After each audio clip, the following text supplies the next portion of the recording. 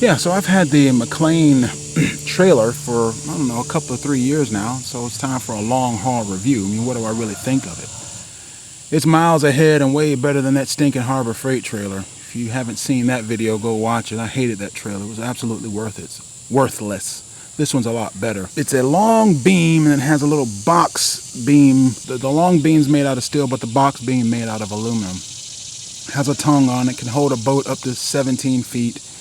Has, 12-inch tires on it. It's rated up to 60 miles an hour. I have flipped this trailer once. The tongue, had to replace the tongue on it, and that's all the damage that was done to it. And I did have to replace one tire because it ruined the rim. The lights, the stock lights on this trailer, they're just worthless. They're stupid. Buy some LED lights and they'll be a lot better. The waterproof LED lights are far superior. The trailer doesn't come with any stickers, like the reflective stickers, so buy some of that and paste it on. It does come with a mounting bracket for a trailer tag, but in Alabama, as long as you have a licensed boat on it, you don't need a trailer tag. The box beam is just too light a weight. I mean, and I drive this thing off-road or dirt roads, but they're just graded dirt roads. And yet the box beam has cracks in it.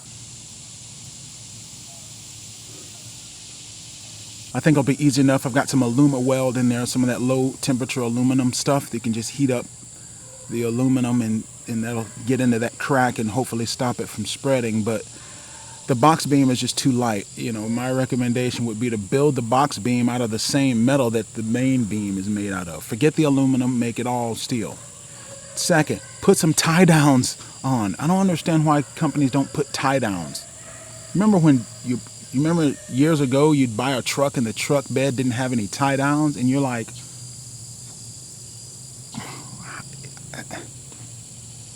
and really where the cracks developed, or where the hook has, you have the beam here, the box beam, and that hook has gotten into that corner.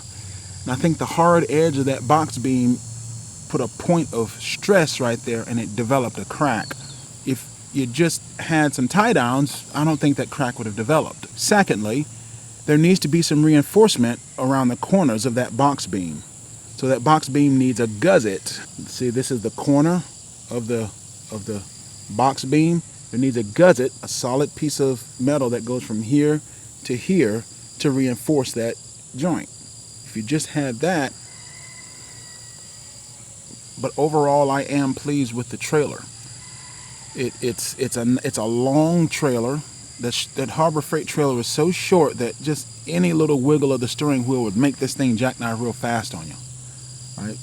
This thing is very long and very slow, so it takes long, slow corrections, and it's much easier to back up and things like that. Far easier. Because it's longer, I can see it in the mirrors and stuff a lot easier. Would I recommend the trailer to anybody who has a John boat or a canoe or several canoes or anything like that? Yeah, I would. It's worth it to me. I wouldn't really want to get on the interstate and trying to drive 70 and 80 miles an hour. The tires are just not rated for that fast. So I'd stick to the back roads and the highways and the main highways and keep it below 60. The best thing about the trailer is the axle. It's easy to grease and lube these the axles and the bearings, to repack the bearings. You can repack the bearings on the trailer because it has that easy lube. I think it's Dexter's Easy Lube or something like that, where there's in the hub there's a grease fitting at the nipple, and you put your grease gun here and it squirts grease all the way to the back of the unit. So the back axle, the back bearing gets the fresh grease, and it will literally push all the old grease out the front, and you just simply wipe it off and go about your day. It takes no time to repack your bearings, and you just do that once or twice a year. I did this, it was in August, I think, so you could probably do it again. So it's not a matter of just filling it up with grease. You literally repack the whole thing with grease without having to completely disassemble the entire hub. It works marvelously. you know. And I use the same grease that I use in my mud motor. My mud motor requires me to grease the shaft with grease. So I'm using grease, the same grease. So, I'm happy with it.